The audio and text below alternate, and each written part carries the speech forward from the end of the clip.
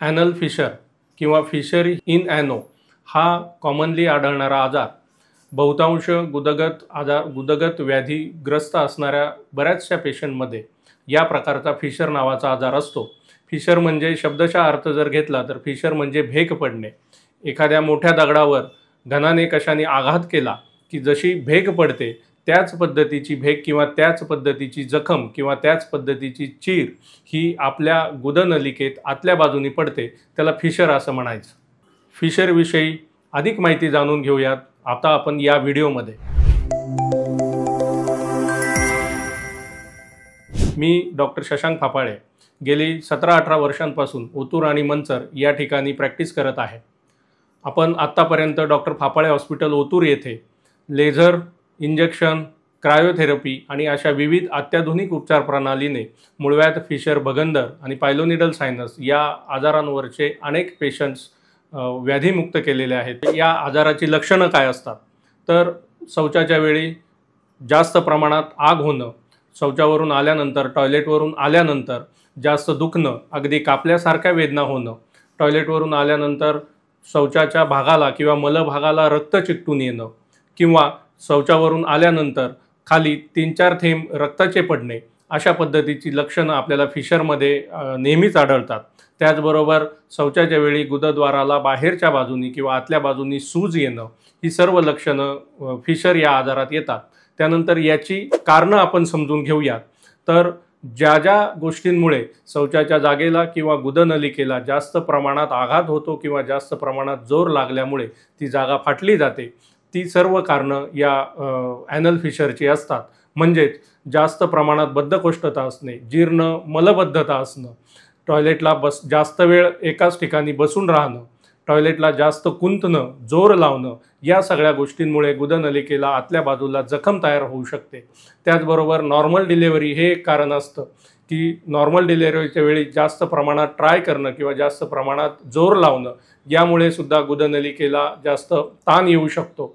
त्याचबरोबर इतर अनुषंगिक जे आजार असतात की त्यांचं एक लक्षण म्हणून फिशर असतं, जसं HIV मध्ये आपण पाहू शकतो, कॅन्सर, TB, सिफिलिस यासारख्या आजारांमध्ये सुद्धा फिशर हे लक्षण कॉमनली आढळून येतं। जनरली ही फिशर ऑटोमॅटिकली किंवा आपोआप भरून येणारी असू शकते।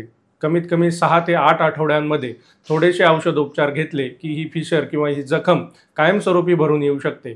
परंतु जर 6 ते 8 आठवड्यांपेक्षा जास्त वेळ जर जखम भरून आली नाही तर या आजारातून अनेक गुंतागुंत तयार होतात, जसं की बाहेरच्या बाजूला त्वचा किंवा मोड असल्यासारखं भासणं किंवा मोड लोंबकळणं की जो नेहमी दुखत राहणं किंवा त्या मोडाला किंवा त्या अंकुराला किंवा त्या त्वचेच्या भागाला जास्त प्रमाणात सूज येणं।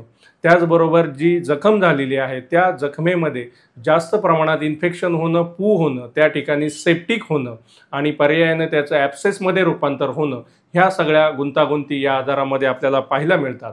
त्याचबरोबर आता ह्या सगळ्या आजाराचं निदान कसं करायचं तर निदान करण्यासाठी तज्ज्ञ डॉक्टरांकडे जाऊन त्या फिशरचं किंवा आपल्या गुदभागाची व्यवस्थित तपासणी करून घेणं गरजेचं आहे। त्यामध्ये इन्स्पेक्शनमध्ये आपल्याला व्यवस्थित ती फिशर किंवा ती जखम बाहेरून डोळ्यांनी दिसू शकते। त्याचबरोबर ॲनोस्कोपी किंवा प्रोक्टोस्कोपी हा त्याला निदान करण्यासाठीचा एक मार्ग आहे। त्या स्कोपीमध्ये किंवा व्हिडिओ रेक्टोस्कोपीमध्ये आपल्याला ती फिशर अगदी व्यवस्थित दिसू शकते। त्याचबरोबर या आजारामध्ये जास्त दिवस फिशर झाल्यामुळे टॉयलेटच्या जागेचे स्नायू हे आकुंचित पावले जातात किंवा अतिशय लहान होतात की जेणेकरून शौचाची जागा ही लहान होते आणि पर्यायाने पुन्हा एकदा जागा लहान असल्यामुळे आपल्याला जास्त जोर करायला लागतो आणि हे दुष्टचक्र सारखं चालू राहतं आणि त्यामुळे रिकरंट फिशर होते, म्हणजे वारंवार फिशर हा आजार होतो। म्हणून हा आजार टाळण्यासाठी आपल्याला काही पथ्य पाळली आणि सुरुवातीच्या काळामध्ये जर डॉक्टरांचा सल्ला घेतला तर विशिष्ट प्रकारची स्थानिक त्या ठिकाणी लावण्याची औषधं किंवा मलम, त्याचबरोबर बद्धकोष्ठता दूर करणारी, शौचास पातळ होण्यासाठी किंवा पोट साफ होण्यासाठी काही ठराविक औषधं, अँटीबायोटिक्स, काही वेदनाशामक औषधं, त्या ठिकाणची जागा बधीर करण्यासाठीची मलम, या सर्व गोष्टीचा जर अंतर्भाव केला आणि पथ्य व्यवस्थित जर पाळली की जेणेकरून शौचाला कडक होणार नाही किंवा शौचाला साफ होईल, अशा पद्धतीची जर पथ्य पाळली तर निश्चितपणे केवळ औषधांनी हा आजार आपल्याला कायमस्वरूपी बरा होऊ शकतो। परंतु दुर्दैवाने जर या आजार काही गोळ्या औषधं घेऊन सुद्धा 6 ते 8 आठवड्यात बरा झाला नाही तर इतर दुष्परिणाम टाळण्यासाठी आपल्याला सर्जरी हा पर्याय निवडावा लागतो। आणि या सर्जरीमध्ये सुद्धा आजाराच्या प्रकारानुसार, अवस्थेनुसार आणि स्वरूपानुसार वेगवेगळे सर्जिकल मॉडेलिटी आपल्याला करता येतात।